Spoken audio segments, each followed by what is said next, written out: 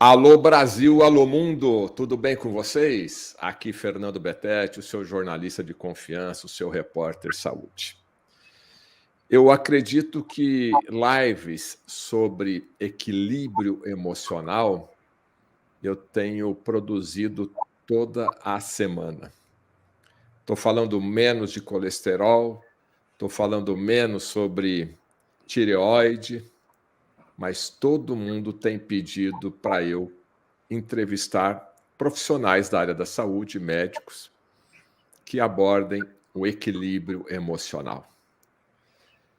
A gente vive no Brasil, é inquestionável a necessidade, então, de falarmos sobre a saúde mental, observando a sociedade brasileira.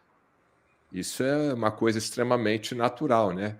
Se a economia não vai bem, você se preocupa enquanto às suas responsabilidades, né? A violência nas cidades, a insegurança, isso também deixa a pessoa preocupada, tanto do ponto de vista individual, como até mesmo familiar, educação, ou seja, esses fatores externos ao meu corpo humano e que dependem de uma outra autoridade, acabam influenciando na minha saúde. E eu vou abordar o assunto aqui: saúde mental, saúde emocional. O meu convidado é o psiquiatra médico, né, psiquiatra Dr. César Vasconcelos. E olha que interessante, eu estava lá em casa e a minha esposa me chamou, né? Fernando, vem aqui, vem vir aqui, ó. Esse médico aqui é bom, esse médico aqui é bom. Aí assisti e concordei em muitos tópicos durante a apresentação nele na televisão Novo Tempo. Dr. César Vasconcelos, muito obrigado por ter aceito o meu convite aqui para o nosso público, que eu considero seleto e qualificado. E o título, inclusive, que eu coloquei aqui na nossa live, 6 passos, né? Porque eu estava observando as suas redes sociais e tem lá um post que tem muita visualização, 6 passos para uma mente mais forte. E eu acho que tem tudo a ver com esse momento, né? Porque nas dificuldades, nas guerras, nas tempestades, nas turbulências, nós temos que estar fortes, nós temos que passar por elas, né, Dr. César Vasconcelos? E a pergunta é: teremos um novo amanhecer? É possível passar por essa tempestade? É possível passar por ansiedade? É possível passar por uma depressão? É possível imaginarmos sermos felizes ainda, Dr. César? Olá, Fernando. Boa tarde, então, para você. Mais uma vez, boa tarde ao público, né, que assiste. Agradeço o convite por essa oportunidade de compartilhar algumas ideias sobre saúde mental na visão que eu tenho, que é uma visão cristã da vida. E sim, é possível. É possível superar sofrimentos emocionais, mentais, seja uma ansiedade, uma depressão, um luto. É possível superar, desde que as pessoas possam usar os instrumentos funcionais para isso, né? Que não envolve somente medicação. Já vou colocar logo de cara, né? Que uma boa parte da população ainda pensa que a resolução de sofrimentos mentais tem a ver com medicação, aqueles chamados controlados, né? O tarja preta. Mas eu costumo dizer nas minhas palestras, meus artigos, que medicamento é o número 3, vamos dizer assim, dentro de uma hierarquia que ajuda a humanidade em relação à superação, ao enfrentamento de sofrimentos mentais. Primeiro, a relação espiritual, a vida espiritual desse indivíduo, né? Segundo, vem realmente a psicoeducação, aprender de onde vem essa dor, como é que ela apareceu, por que está com tristeza, por que está uma angústia, por que tem um pensamento que não sai da cabeça, que fica obsessivo, perturbando. E número 3, em alguns casos, aí sim pode ser medicação temporária, na maioria dos casos. Número 4 seria o apoio da família, dos amigos, né? Número 5, o cuidado físico, porque nossa mente, o órgão da nossa mente é o cérebro. E o cérebro, num adulto, tem mais ou menos 1,5 kg de encéfalo, né? O povo chama de miolos, né? Então, o cérebro em si, ele tem 1,5 kg. Então, quer dizer, para o cérebro funcionar bem, ele precisa de ter nutrientes adequados. Então, também o cuidado físico, alimentação, exercício, hidratação com água pura. Então, esses são os fatores importantes. Então, se a pessoa aprende a ir praticando gradativamente esses itens, né? Usando esses recursos, vai sendo possível, sim, superar vários tipos de sofrimento mental. Agora, o fato curioso aqui é que o primeiro passo, você me disse que é a parte espiritual. Eu quero crer que é a conexão espiritual do ser humano com o divino. Isso é extremamente importante, tanto é que ele está na primeira posição, é isso? É importante. Eu acredito num Deus criador do universo, Fernando, que a Bíblia relata, né, chama de Jeová, ou Jeová, ou enfim, Deus, enfim. Eu acredito que um Deus bondoso criou o universo e ele mantém a nossa vida, ele mantém o universo, mantém esse planeta, mantém os animais vivos, mantém os seres humanos vivos. E, e nós perdemos essa relação direta com ele em função da história ali da criação, né? Acredito que fomos criados por um Deus bondoso há 6.000 anos atrás, mais ou menos. E então esse Deus veio na pessoa de Jesus Cristo para mostrar como que Deus é na realidade. E então eu acredito que o Deus está o tempo todo procurando ajudar as pessoas, qualquer pessoa, de qualquer filosofia, qualquer raça, credo, posição social, religião. A função de Deus é ajudar as pessoas. Então, quando as pessoas acreditam nisso e recorrem até o pessoal do grupo de ajuda mútua, né, NA, AA, etc., NA é Narcóticos Anônimos, Alcoólicos Anônimos, quando essas pessoas recorrem ao que eles chamam nos grupos lá de poder superior, né, que eu chamo de Deus, o Criador do Universo, então vai ter alguma resposta, vai ter, né? Vai ter uma ação terapêutica desse Deus na vida da pessoa e que muitas vezes, nessa busca da relação com Deus, o próprio Jesus Cristo, que é Deus, ele falou: vem a mim, eu vou aliviar você, né? Não fique ansioso, acredite que eu vou te ajudar. Enfim, ele enfatizava muito a fé, né, Jesus Cristo.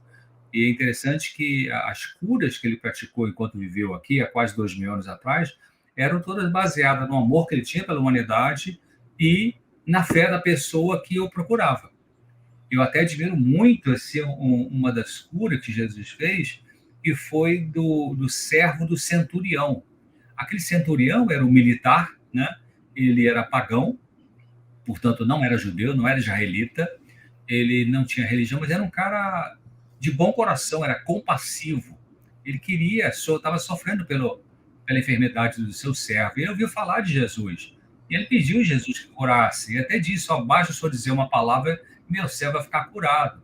Então ele acreditou. E aí foi uma cura à distância, né, que Jesus fez, respondendo a uma crença, a uma fé que esse indivíduo pagão, né, tinha no poder divino de curar. Então, a crença no poder divino de curar é o número 1, porque muitas vezes Deus vai resolver diretamente com a pessoa aquele assunto que está fazendo ela sofrer.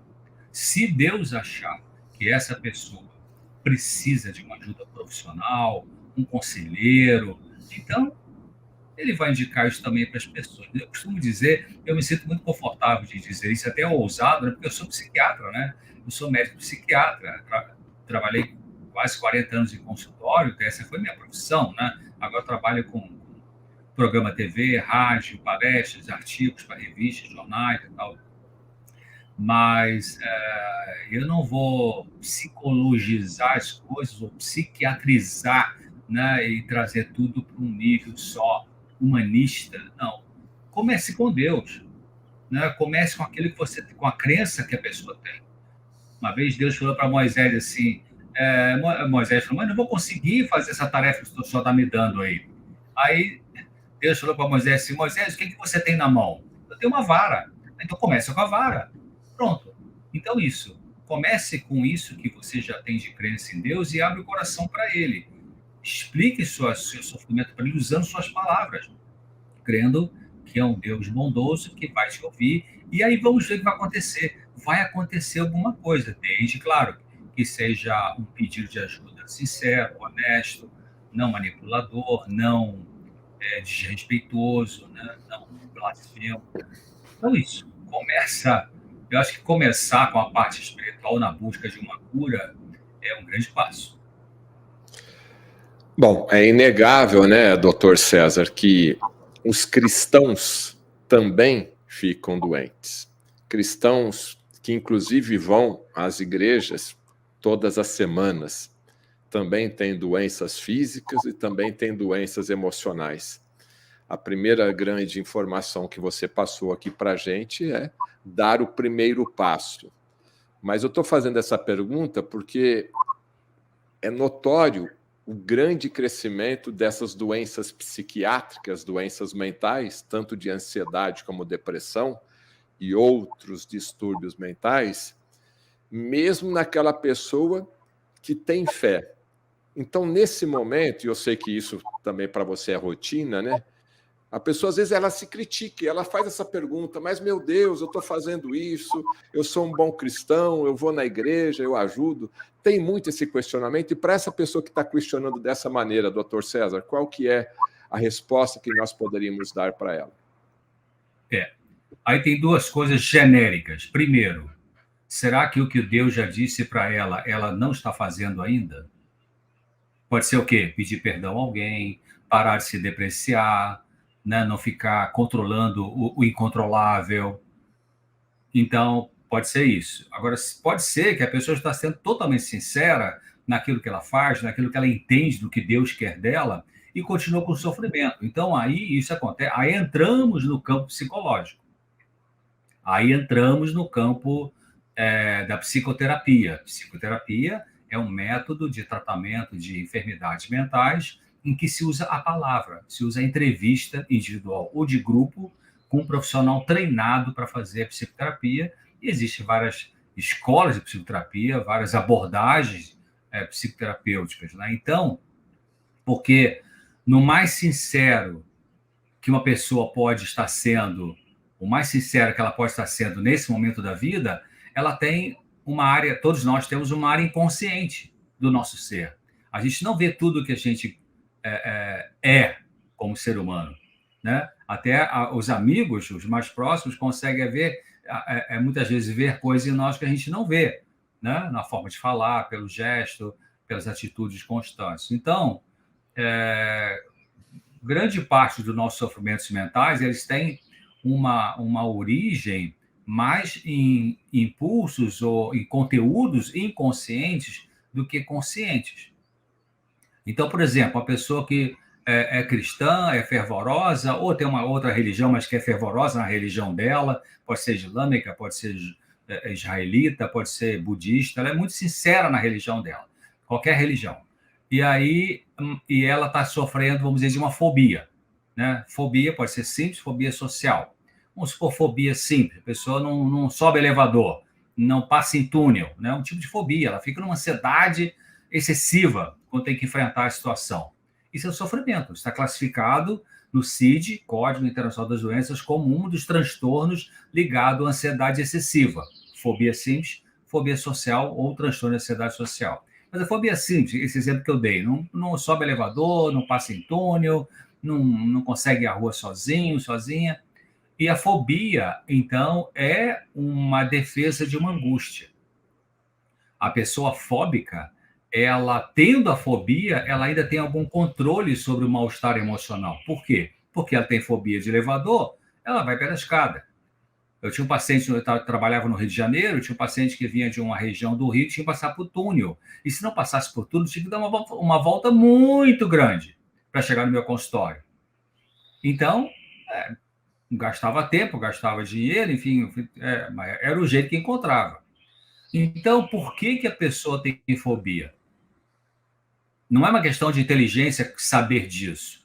Eu atendia pessoas brilhantes, pessoas acadêmicas, pessoas até com doutorado, enfim, com profissionais liberais que tinham uma fobia.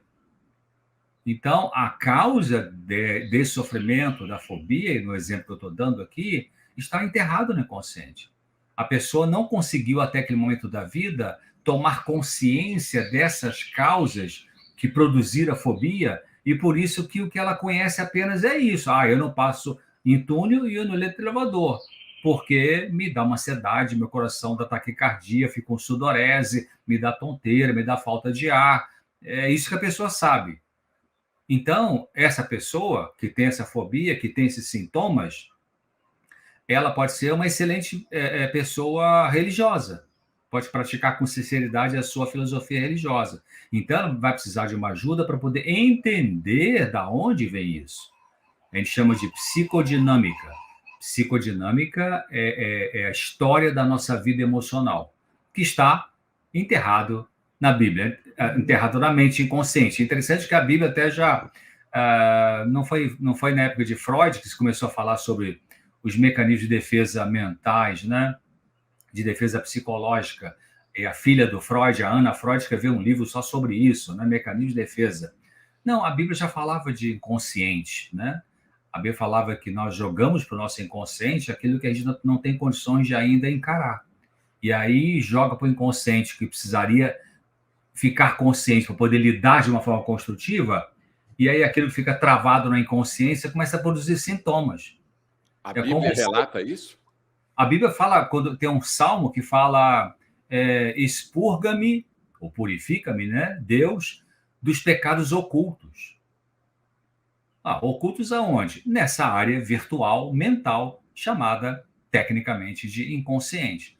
Então, o inconsciente é uma área virtual mental onde a gente vai jogando a criança, o jovem, o adulto, vai jogando todas as suas dores emocionais, medos, pensamentos, imagens, experiências que ela vai vivendo ao longo da vida. E algumas delas foram tão dolorosas que, por alguma razão, essa pessoa botou por baixo do tapete da consciência, ou seja, no inconsciente, as causas dessa dor. Então, ela chega lá na vida adulta, com 30 anos, com 40, com 50, com 60, e está sofrendo, vou usar o mesmo exemplo, de uma fobia, não passa em túnel, não anda elevador, e ela não sabe por quê. Por quê? Porque não sabe a causa disso. Porque a fobia representa algum tipo de dor emocional que a pessoa automaticamente transformou na fobia, que é um medo exagerado. Fobia é um medo exagerado. Mas a gente sabe que, numa visão que a gente chama de psicodinâmica, mais analítica do sofrimento humano, a fobia é o deslocamento da ansiedade, da angústia, para um ponto em que a pessoa consegue ainda ter algum controle. Então, até que ela esteja pronta para ter a cura emocional, ela vai manter isso aí por baixo do tapete, porque a cura dói, Fernando. Tomar consciência dos traumas vividos no passado, na infância, na adolescência, pensar nisso, dói, já doeu tanto lá atrás para tantos de nós, então lembrar disso dói, por isso que a cura dói. Mas tem que passar pela dor da tomada de consciência, ou seja, sair do inconsciente para a percepção consciente, para a pessoa, então, poder ter o alívio dos sintomas, entendeu? Então, o religioso, ele vai sofrer emocionalmente? Sim, claro. A doença mental atinge qualquer pessoa de qualquer filosofia religiosa. Bom, se eu não estou enganado, quem escreveu os Salmos foi Davi. Alguns foram Davi, outros foram Asaf, tem autor diferente. Mas, popularmente aqui, eu não sei se esse especificamente foi Davi ou Asaf, né? Então, o que você relata aqui para a gente é que também, ou seja, não importa, Davi também teve as suas dores emocionais, né? Com toda a responsabilidade que ele tinha, a gente imagina, vai resolver tudo. Então, nesse exemplo do Salmo, ele desabafou ali com Deus, né? Tipo, Senhor, me ajuda, tira esse pensamento aqui da minha cabeça. E quando você fala fobia, né? Fobia, medo de elevador, medo de passar num túnel, medo, de repente, de avião, ou medo de qualquer outro comportamento, é porque a pessoa teve um trauma, não tratou esse trauma, não tratou essa emoção, e o inconsciente dela transformou aquela dor, aquele trauma, em um comportamento que ela tem um certo controle, é isso? Isso é uma defesa disfuncional, né? O que é disfuncional? Que funciona, mas trava também, né? Mas, E aí ela tem que enfrentar isso, ela vai ter que procurar um profissional para voltar no tempo, né, naquele trauma, naquela emoção, naquela briga que ela teve com o pai ou com a mãe, ou num comportamento qualquer que ela tenha sido traumatizada. E quando ela entende isso, aí acontece o processo de cura? aí depende, veja bem. Não é, na verdade, que a pessoa que tem um transtorno emocional na vida adulta, fobia, pânico, depressão, etc., não é que ela teve um trauma na infância. A maior parte das pessoas que chegam na vida adulta e desenvolvem algum tipo de transtorno mental, ela teve uma sequência, uma dinâmica de funcionamento dessa família que foi complicada para aquela criança. Talvez o irmãozinho não sofreu tanto assim, porque as pessoas são diferentes. As pessoas reagem de forma diferente diante dos mesmos eventos traumáticos. Então, você tem uma família que o marido é alcoólatra e a mãe é autoritária, que vivia gritando com as crianças, e o pai chegava bêbado. Então, um irmãozinho vai ficar com crise de pânico na vida adulta ou com fobia, e o outro irmãozinho talvez não. Ele tinha uma resiliência, tinha uma capacidade, tinha uma resistência maior. Então, na verdade, não é um trauma que aconteceu que gera um sofrimento mental. Às vezes, uma sequência de relacionamento. É uma criança, às vezes, mais sensível, é uma criança que não sabe reivindicar os seus direitos para com os que criam ela, né? Ela engole sapo, vamos dizer assim. Então, elas vão acumulando sofrimentos, dores emocionais, porque as crianças, Fernando, elas têm dores emocionais. Claro, a gente nunca viu uma criança de 4, 5 anos de idade falar assim: mamãe, estou com uma angústia, né? A criança não sabe o que é angústia, mas ela tem angústia, ela tem uma tristeza. A criança manifesta o sofrimento emocional pelo comportamento, né? Ela vai ter hiperatividade, ela vai ter ansiedade de separação, fobia escolar, ela vai ter enurese noturna, ou seja, volta a fazer xixi na cama quando já conseguia controlar. Isso, às vezes, é um sintoma depressivo. A criança pode ficar isolada dos outros, muito tímida, uma timidez excessiva. Então, as crianças manifestam o sofrimento que está acontecendo na sua família e atingindo a ela pelo comportamento, mais do que pela fala, né? Então, na vida adulta, quando a pessoa veio de um ambiente familiar complicado, pais divorciados, pai violento, ou mãe muito fria, ou pai ausente, enfim, é um conjunto de fatores, né? Então, chega na vida adulta com um tipo de sofrimento, crise de pânico, depressão, fobia, ela aí depende do profissional e depende da pessoa, porque tem técnicas de ajuda psicológica que vão trabalhar, a gente chama de TCC, terapia cognitivo-comportamental. Esse tipo de abordagem técnica, alguns psicólogos trabalham com isso, vão analisar os pensamentos dessa pessoa. Exemplo, você tem fobia de elevador? Quando você chega perto do elevador, o que passa pela sua cabeça de pensamento?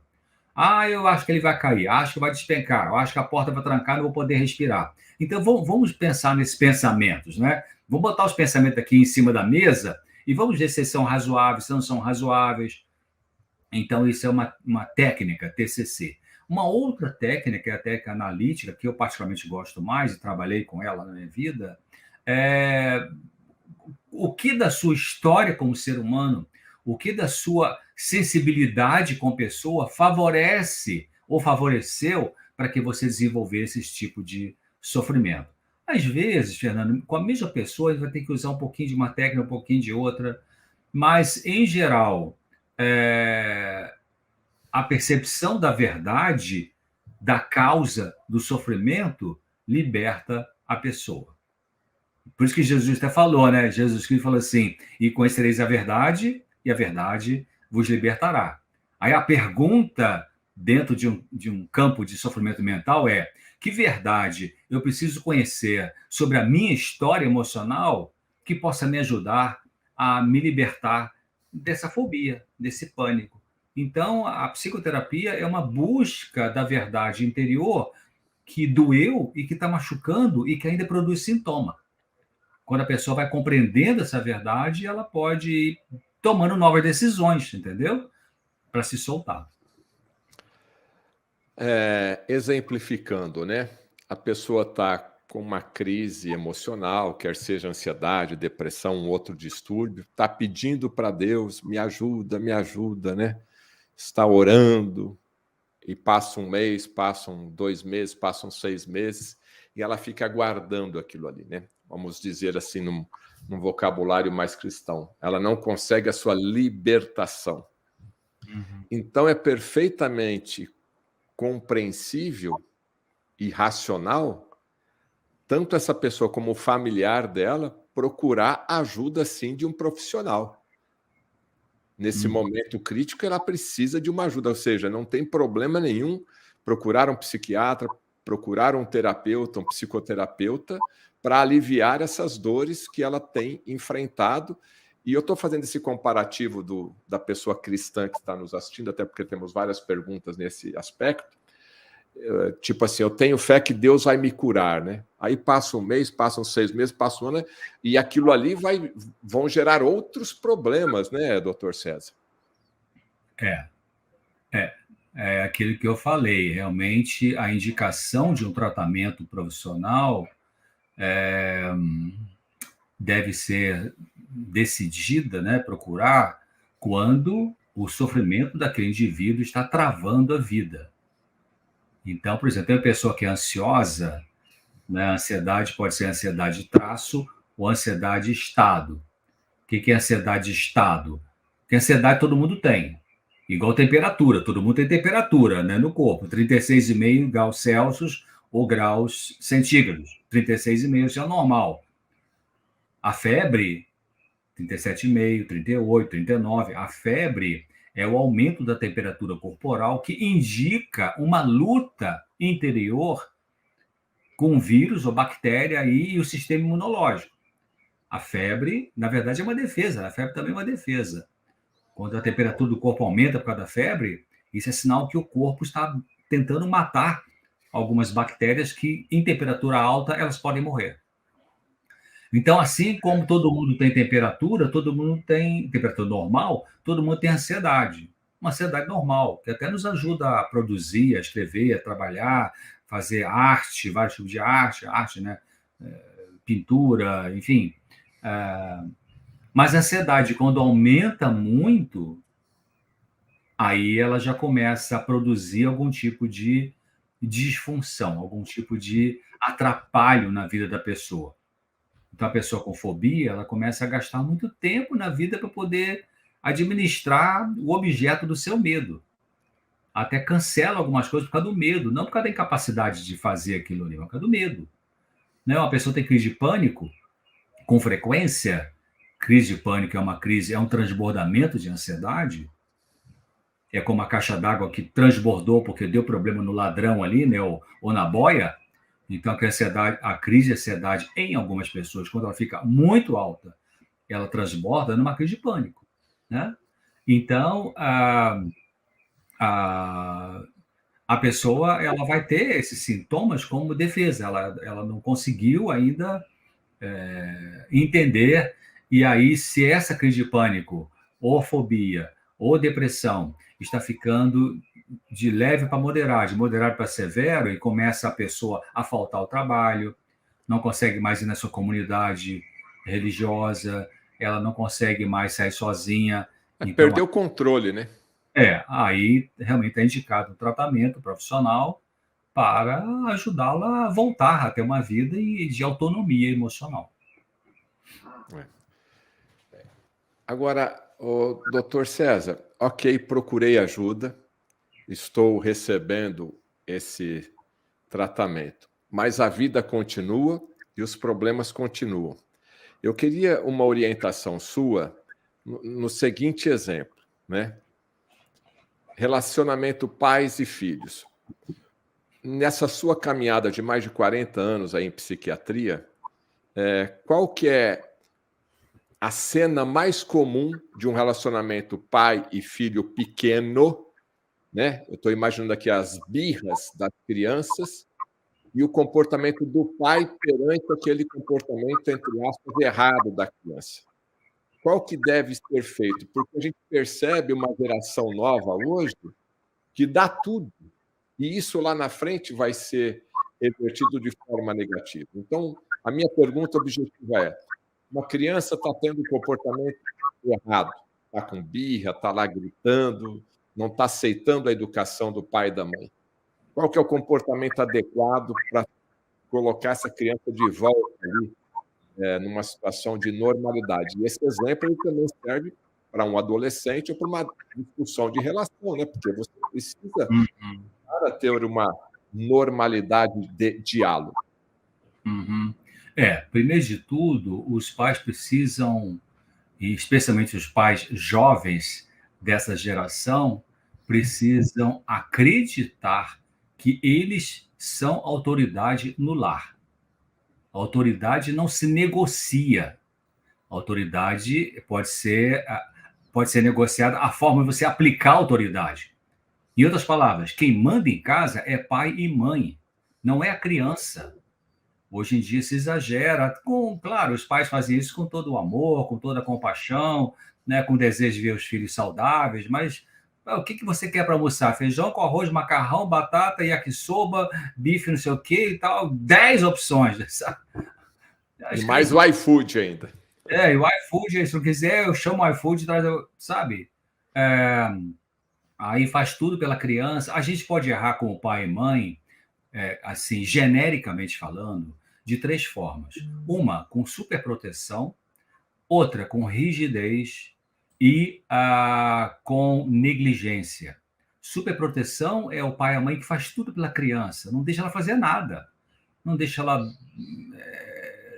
tirar o pijama e dobrar direitinho em cima da cama, não, deixa que eu faço sempre, daqui, né? Não deixa a criança botar a mãozinha na terra ali no parquinho, porque já quer botar álcool gel, botar não sei o quê, pavor de contaminação.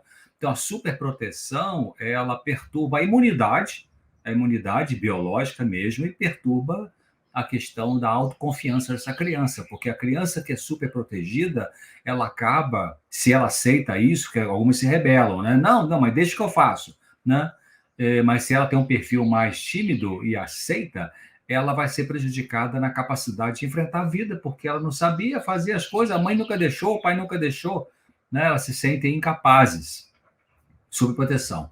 A outra é a rigidez. São pais muito rígidos, muito severos. Isso é mais antigamente, 50 anos para trás, né? Não pode isso, não pode aquilo, não pode nada, e não pode conversar, e criança não se mete em conversa de criança, de adulto. Então, aquela ditadura, vamos dizer assim, essa rigidez, né? Não dá nem opção para a criança, não deixa a criança expressar seu sentimento. Isso é rigidez. E a negligência é deixar a criança de lado, deixa na mão da babá, deixa na mão do tablet, né, do celular, enfim, deixa na mão de Deus sabe lá quem, né? Às vezes acontece isso em casais que eles são tão apaixonados entre si, a mulher é tão fissurada com o marido e tal, que meio que a criança, cadê minha criança? Tá ali e tal, né? Então elas ficam muito egocentricamente vivendo a relação conjugal e deixa a criança que botou na vida de lado, né? Sem participar, sem se envolver com aquela criança. Então, é importante os pais pensarem isso. Primeiro, a autoridade é do pai e da mãe, né? Uma outra coisa é, quando você for disciplinar uma criança, não ataque a criança pelo erro que ela fez. Ataque o erro da criança, mas não a criança. Exemplo. Como assim? O menino foi sei lá, pediu um copo de suco na hora do almoço, e ele pegou o suco e ele derrubou o copo de suco na toalha. e molhou a toalha e molhou a mesa toda. Aí a mãe, você é um desastrado. Eu falei 1000 vezes com você para não fazer isso, você não vai aprender nunca. Essas frases, já falei 1000 vezes, você não vai aprender nunca. Essas frases estão atacando o quê? O que ele fez ou o que ele é? O que ele é, a pessoa dele. Então, ele vai começar a achar que ele é um desastrado mesmo, e vai continuar sendo desastrado, porque a mãe está dizendo que ele é, a mãe está batendo o martelo, Está reforçando. Reforçando. Qual é a maneira mais adequada, então? Ele fez uma besteira, desatenção, derrubou ali o copo. Se bem que se a criança é pequena, bota o copo na frente do prato, né? Que a gente tem que colaborar também com a criança pequena, que não tem essa coordenação motora como nós adultos, né? Mas a maneira que seria protetora para a criança e, ao mesmo tempo, disciplinadora seria: querido, mamãe te ama muito, papai gosta muito de você, mas já falei com você para não derrubar esse copo aqui. Vamos fazer o seguinte, vamos botar o copo sempre na frente do prato? Tá, não é legal. Agora vamos ajudar a mamãe. Vamos trocar essa toalha, você me ajuda aqui, pega o seu prato, bota ali. Então, você chama a criança para colaborar com o conserto da besteira que ela fez, né? E ao disciplinar, ao falar, ao repreender, você repreende o erro dela, mas não a pessoa dela, né? E você protege, então. Eu sei que você é capaz de aprender, querido, mas olha só, mamãe falou 2 vezes essa semana, 2 vezes você derrubou.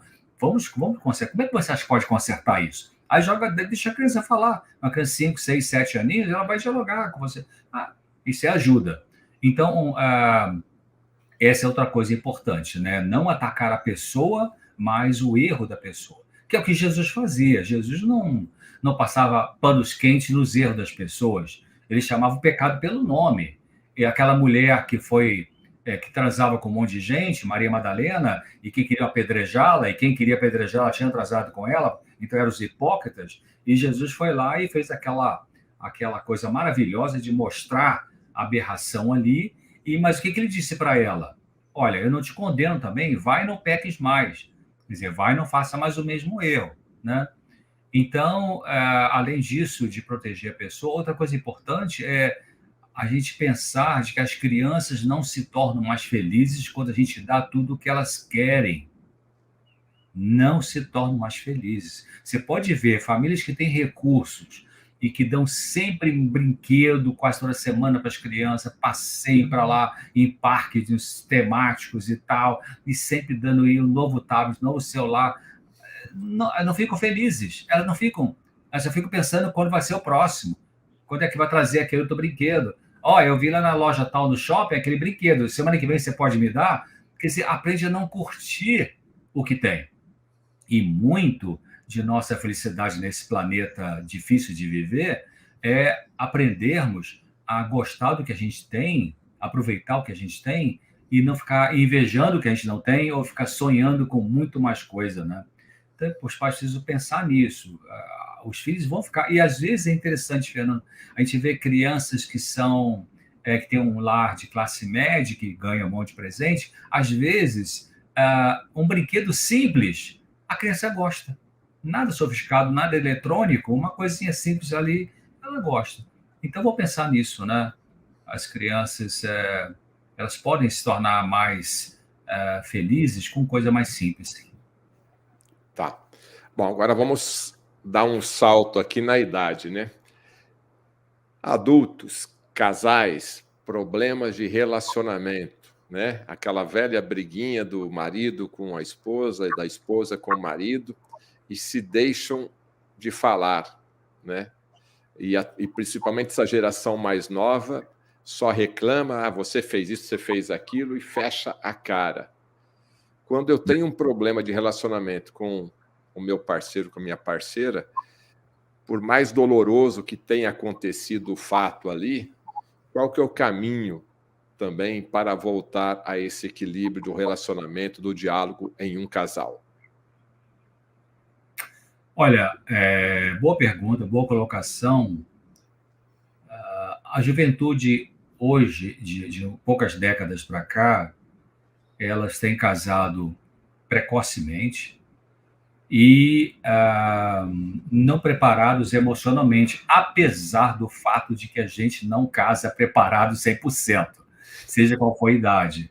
Mesmo tendo feito curso de noivos, né, na comunidade ABCUD, enfim, Porque a gente não casa preparado, porque só dentro da relação conjugal é que vão acontecer situações que a gente não viveu antes. E aí, o que eu faço agora com isso, né?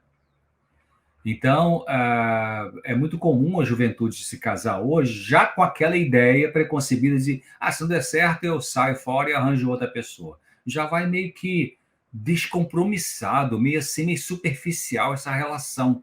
Mesmo que se beijem, se amem, digam, né, dizem que se amam e tal, porque o amor não é o sentimento, o amor não é a paixão, o amor não é o sexo. O amor envolve essas coisas. Mas o amor é um princípio de ação.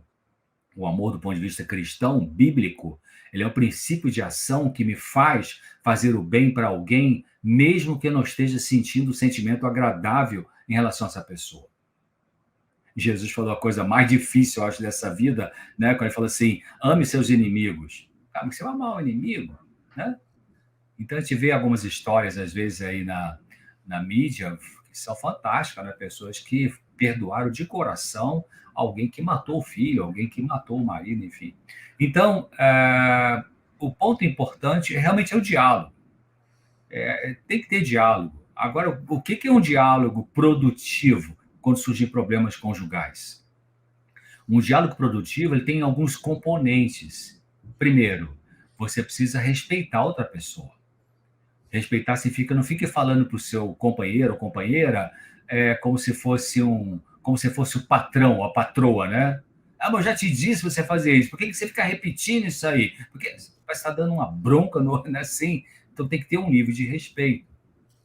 É verdade que numa conversa para resolver questões conjugais, conflitos, né, que surgiram, algumas emoções ficam mais à flor da pele. Isso é normal de acontecer. Né? Algumas mágoas são expressadas, algum ressentimento. A gente precisa falar sobre isso. Agora, eu aprendi uma frase interessante. Anos atrás eu li essa frase, até foi em inglês, mas traduzindo para o português seria assim: diga o que você quer dizer. Número 1, vírgula. Dê sentido ao que você diz, vírgula. Mas não diga de forma agressiva. Vou repetir.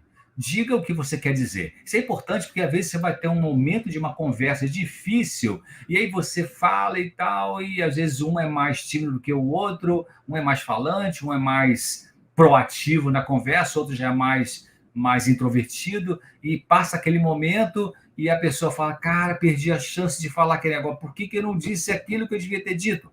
Então, diga o que você quer dizer. Segundo ponto, dê sentido ao que você diz. Porque tem gente que vai falar e fica numa enrolação, são pessoas prolixas, né? Vai lá no lugar, fala aqui, depois volta, vai ficar rodando para lá e para cá.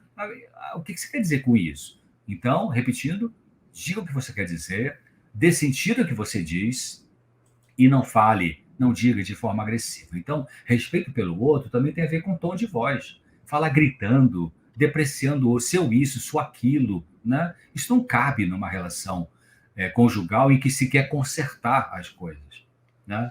Então, a discussão produtiva ela tem que ter esse componente do respeito, tem que ter o componente também de você ter paciência com a limitação do outro, entender a herança do outro. Então, vou supor, isso é muito comum, né? Os casais, quando eles estudam terapia de família, a gente vê isso, terapia conjugal. É muito comum o marido vir, ou a esposa, vem de uma família em que tinha muita comunicação, muita conversa, muito encontros, muitos jantares, muito sair junto no shopping para passear, férias junto, tudo junto. E esse indivíduo que tinha a família com muita comunicação acaba se casando com um outro indivíduo que é de uma família que ninguém se fala, ninguém se encontra, cada um no seu canto, às vezes se encontra só em funeral, né? E olhe lá. Então, como é que um que veio de uma família que tinha muita comunicação vai casar com um que veio de uma família que não tinha comunicação? O que vai acontecer? Este cônjuge que veio de um lar com muita comunicação vai querer muita comunicação no seu casamento. E o outro que veio de uma família que era cada um para o seu canto vai ter dificuldade de ter um entrosamento. Esse que veio de uma família que tinha muita comunicação vai querer, se possível, todo fim de semana a gente ir em casa para conversar, para fazer um churrasco, para comer, sei lá. E o outro, não, eu quero ficar só com você. Ah, não chama ninguém não e tal. Como é que resolve isso? Agora vem outra pergunta, antes de como é que resolve isso, outra pergunta é por que que um foi casar com o outro nesse sentido? Uma das explicações é que essa pessoa que veio de uma família com muita comunicação, ela talvez precisasse de alguns momentos de privacidade, mas que não tinha. Aí casou com alguém que vai dar privacidade.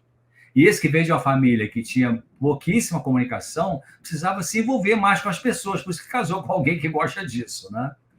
Então, entender a herança do outro, entender o histórico do outro, ajuda a resolver as questões de conflito conjugal. E outra coisa muito importante também é quando você for conversar, você, o cônjuge, né, o marido, o esposo, o companheiro, a companheira, quando for conversar para resolver uma pendência no casamento, uma coisa que está mal resolvida, faça a pergunta para si mesmo: o que, que eu quero nessa conversa? Eu quero resolver um problema ou eu quero criar briga? Porque tem gente, Fernando, que adora uma briga. Tem gente que chega às 10h30 da noite e diz, cara, não briguei com ninguém hoje, com quem que eu vou brigar? Dá tempo de brigar ainda com alguém. Eu chamo essas pessoas de pessoas bélicas, né? Não tem pessoa assim? Implica com qualquer coisa. Mora numa casa, tem um quintalzinho, aí o vizinho tem uma palmeirinha, cai uma folhinha de palmeirinha no seu lado aqui. Ah, tá vendo essa mulher palmeira? Pessoas são irritadíssimas, impacientes, egocêntricas, né? Então, tem até aquela frase assim que diz assim: você quer ser feliz ou ter razão, né? Então, quando for conversar com o seu cônjuge, pense nisso. Você vai conversar para quê? É para manipular? É para mentir? É para enganar? Ou é para resolver o problema? Né? Então, isso é muito importante, essa objetividade. Bom, já que a gente está falando de DR, né, discutir a relação, e principalmente essa geração que está casando agora, ela não tem paciência, né? Até você disse agora há pouco que se não der certo, a gente já separa. Vida que segue, né? Mais ou menos assim, né? É. Gastam milhares, dezenas de milhares de reais em festa, em apartamento, em casa, decoração, tudo. E é comum depois de 6 meses. E aí, como é que está o casamento? Ah, já separei, né? Nesse pequeno exemplo que eu estou te dando, doutor César, né, dessa geração que não deu certo, vida que segue, é o quê? Foi o erro de educação, foi um erro de formação desses jovens, está faltando Deus, está faltando valores nessas famílias? Uma boa pergunta também. Eu penso que tem a ver com questões psicológicas e questões espirituais. Psicológicas tem a ver com a educação que receberam dos pais e a educação que recebem na escola, ideologias malucas que falam sobre felicidade no sentido de descartar os relacionamentos, não aprofundar relacionamento. Quer dizer, não tem como a gente desenvolver um relacionamento marido-mulher sem ter um aprofundamento da compreensão do outro e do outro me compreender. E isso envolve diálogo, passar tempo juntos, perdoar, não guardar ressentimentos, não guardar mágoas, verbalizar aquilo que está doendo, colocar limites para alguns abusos, pedir ajuda, porque tem pessoas que não pedem, que acham que deve resolver tudo sozinho. Então, se esse jovem veio de um lar em que havia essa cooperação mútua, havia um comprometimento, porque casamento é uma relação de compromisso, né? É uma relação de fidelidade, é uma relação de honestidade, é uma relação de amizade. Então, se veio de um lar em que o pai e a mãe eles tinham esse comprometimento, portanto, não tinham uma mentalidade descartável, né? Daquela ideia do jovem de ficar, né? O que é ficar para o jovem, né? Nem sei se usa mais essa palavra hoje, mas ficar é um descompromisso total, né? Os dois jovens ficam como assim? Se abraçam, se beijam, transam e tal. No dia seguinte, um passa pelo outro, talvez nem fale bom dia, né? É descartável, né? Então, isso é uma desumanização. Isso é uma coisificação da relação humana. Isso não tem nada a ver com amor, né? Isso tem a ver apenas com prazer superficial, geralmente de ordem sexual. Então, os jovens precisam ter essa luta contra a mentalidade do pensamento pós-moderno, que é enfiado pela goela em muitas disciplinas de certas faculdades, né? Na questão de o que é que vai fazer você feliz. Então, o pensamento pós-moderno faz parte dele aquela ideia idiota de se você se sente bem, então está tudo certo. Ei, alô, isso não é assim. Eu me sinto bem fumando maconha, então qual é o problema, né? Me dá prazer, me dá satisfação, me dá um barato, me dá uma onda, e isso não tem nada a ver com a minha vida. Ei, mas tem um monte de trabalhos mostrando que maconha perturba a espermatozoide no homem, causa uma síndrome de apagamento, de raciocínio, enfim, outros transtornos aí. Então, mas o pensamento pós-moderno que encharcou a mente da juventude hoje eu tenho direito de ser feliz, me sentir bem. Se eu não me sinto bem agora, depois de 6 meses de casado, eu tenho direito de ser feliz, então eu vou largar e vou procurar outra. Mas olha, você sabe que tem cientistas sérios que estudam essa questão de casamento. Tem um deles, chama-se John Gottman, um americano. Em português tem um livro dele, tem mais de um, chama-se Por que os casamentos dão certo ou falham? E eu recebo deles no meu e-mail um boletim semanal de informações. Até já pedi autorização ao Dr. Gottman, um cara muito respeitado nos Estados Unidos, para usar o material dele, claro, citando a fonte, nos programas que eu apresento na TV. Às vezes eu te coloco umas citações e, claro, falo que é lá. Então, num dos estudos que ele fez com casais, ele verificou que os casais que se separam a primeira vez, sem procurar entender aonde erraram, aonde falharam no seu casamento, e caso uma segunda vez, 50% se separa a segunda vez. E desses que se separam a segunda vez, e da mesma maneira, não procuram uma ajuda para poder entender o que aconteceu, o que errou, o que não deu certo, por que não deu certo, 75% separa a terceira vez. Então, uma das dicas para resolver problema conjugal e evitar separação ou adultério, porque adultério é uma maldade, a infidelidade, a pessoa infiel, ela é infiel com ela mesma, né? Ela está machucando ela mesma primariamente. Mas é importante... John Gottman, esse é um livro. 7 princípios para o casamento dar certo. Esse é um deles, muito bom. Então, isso, um dos princípios importantes para a resolução de conflitos conjugais tem que ver com você pensar qual é o meu problema.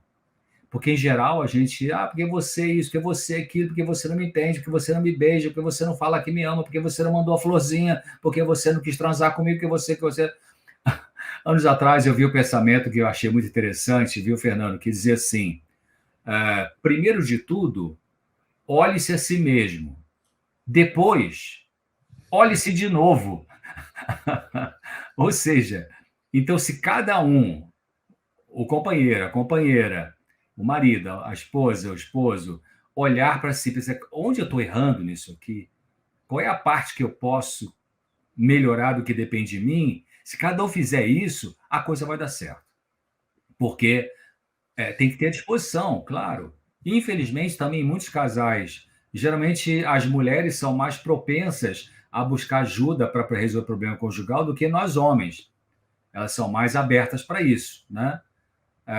Nós homens somos mais fechados para essa questão de mexer com a nossa vida emocional. Mas se pelo menos um está disposto a trabalhar isso aí, no encontro de casais, no aconselhamento matrimonial, enfim, numa terapia de casal, é um grande passo. O problema é que, às vezes, o outro não está afim de nada, né? Travou e fica num mundo egocêntrico. Aí é difícil, né? Mas, primeiro de tudo, olhe-se a si mesmo, depois, olhe-se de novo. Estou conversando aqui com o Dr. César Vasconcelos. Esse daqui o Instagram dele é Claramente. É isso mesmo? Claramente? Claramente NT, de Novo Tempo. Claramente, final NT de Novo Tempo. Ele tem um programa lá na TV Novo Tempo, Dr. César Vasconcelos, Claramente, e no final NT de TV Novo Tempo, né? Aqui está o Instagram dele, aí você vai ter esse acompanhamento mais de perto. E Dr. César Vasconcelos, psiquiatra, é o canal nele no YouTube, também um canal repleto de trechos de vídeos, palestras, para você conhecer um pouco mais o trabalho do Dr. César Vasconcelos, aí quase com 600, mais de 500 mil de inscritos, né? Quase 600 mil inscritos. Então, você que está gostando aqui da entrevista, você pode maratonar aí, ó, o conteúdo do Dr. César Vasconcelos no canal do YouTube, Dr. César Vasconcelos Psiquiatra, e no Instagram, claramente, NT, que é o Instagram dele lá dos programas que ele apresenta na Novo Tempo. Doutor Então, César, estamos... Oi. Fernando, toda semana eu tenho um site que é doutorcesar.com, doutor por extenso, né, D-O-R, César com S no final, não é com Z. doutorcesar.com, toda semana eu coloco um artigo novo, uma página e meia para o público, gratuitamente, sobre temas de saúde emocional e saúde mental. Doutor César, tudo junto, tudo minúsculo, doutorcesar.com. Isso aí, exatamente. Tem ali... Tá aqui, ó, doutorcesar.com, tá aqui na linha ali, ó, tá? Mas você colocando Dr. César Vasconcelos de Souza aí no Google, eu vou deixar o link aqui embaixo, mas aí você também no Google você vai achar. Aí você tem o site dele aí para você conhecer um pouco mais o trabalho do Dr. César. Dr. César, nós temos aqui 3 minutinhos para finalizar. Eu vou deixar a sua mensagem e fique à vontade para uma mensagem cristã, que eu sei que você é um médico cristão, para as pessoas que estão nos assistindo e estão nesse momento naquela turbulência, né? Naquela tempestade emocional, e ela precisa ouvir uma mensagem para se acalmar. Olha, eu gosto, quando eu comecei a conhecer um pouco a Bíblia, já alguns anos atrás, me marcou muito o Salmo 119:50, que ele diz assim: o que me consola na minha angústia é que a tua palavra me vivifica. Salmo 119:50. Então, existem sofrimentos nessa vida que não vão ser resolvidos como a gente gostaria. Mas, no mínimo, Deus coloca você acima da dor. Ele te dá força para você lidar com uma dor que, por alguma razão, talvez não vá ser eliminada. Ela pode ser diminuída, você pode aprender. Eu gosto de um filósofo dinamarquês chamado Søren Kierkegaard. Ele escreveu um livro chamado Conceito de Angústia. Se você espremer esse livro, tirar uma frase, a frase é assim: aquele que aprendeu a lidar com a sua angústia, aprendeu o mais importante. Então, Salmo 119:50, o que me consola a minha angústia é que a tua palavra me vivifica. Então, você busca o Senhor Deus, o Deus criador do universo, usa suas palavras para falar com ele, apresenta as tuas razões, apresenta teus sofrimentos, apresenta seus pedidos com humildade, como eu disse, e também ter uma mentalidade de seja feita a tua vontade, né? Porque a gente pode ser egoísta no pedido a Deus. Com certeza Deus vai responder e vai trazer algum tipo de alívio para você. Ou solução, depende. Se é uma questão física, emocional, social, espiritual, depende, né? Então, tem várias razões pelas quais, às vezes, Deus não responde a oração como a gente gostaria, mas sempre ele responde, e sempre ele responde trazendo algum tipo de alívio, algum tipo de suporte, algum tipo de força para você continuar a sua vida, tá bom? Comece com Deus. Ele é bom terapeuta, ele sabe o que faz, ele é a sabedoria do universo e é o melhor médico e psicólogo que existe. E de graça, né? E de graça, e qualquer horário. E qualquer horário, de domingo a domingo, pode ser 3 horas. A ficha, né? Meus amigos, muito obrigado aí, Dr. César Vasconcelos, pela sua participação aqui. As pessoas estão pedindo para que o doutor volte novamente. Vou agendar aí num breve retorno aqui para a gente continuar esse bate-papo agradável, o que é esse o objetivo aqui do canal do Fernando Betete, né? Fazer a pessoa refletir, fazer a pessoa pensar, né? E às vezes nessa conversa simples aqui, você tem aí um insight, né? Você tem um clareamento, né? Daquele problema que você está enfrentando e tudo fica mais leve para você. Muito obrigado, Dr. César. A você que nos assistiu, deixe seu positivo aí. Compartilhe essa live aqui com o grupo da família que está precisando aí de ouvir aí essa belíssima mensagem inteligente e emocional do Dr. César Vasconcelos. E aproveite e se inscreva também nas redes sociais do Dr. César e aqui também no canal do Fernando Betete. Muito obrigado pela sua audiência e eu faço um apelo aqui para você. O meu canal está censurado, né? O Supremo aí falou que não posso falar muito, a gente obedece à lei.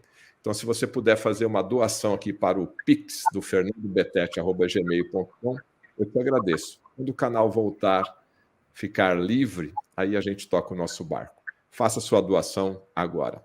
Muito obrigado. Até mais, Dr. César. Tchau. Até mais, Fernando. Um abraço a todos.